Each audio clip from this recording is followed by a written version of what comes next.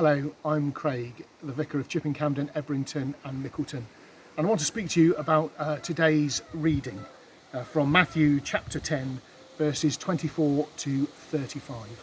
And they remind me of an exchange between Susan and Mr. Beaver in The Lion, the Witch and the Wardrobe by C.S. Lewis. Aslan is a lion, said Mr. Beaver. The lion, the great lion.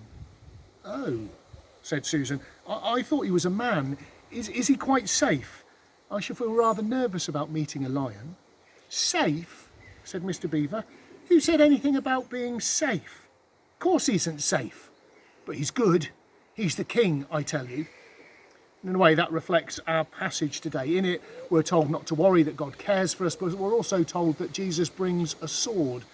Jesus brings a conflict and challenge. And that's because the world that we live in, our beautiful but broken world, doesn't yet reflect the values of the kingdom of God.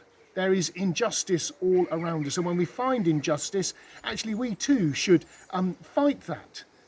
It brings us, challenge, and it brings conflict, whether that be Black Lives Matter, whether that be the care of the environment, whether that be the right amount of remuneration that we pay to our key workers.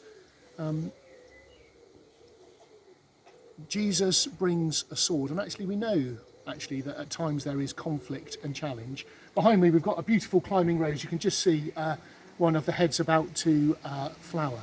But what I'm going to do now is I'm going to cut this bramble that's growing across it away, and I'm going to deadhead it so actually it can come back to life and be filled with beauty.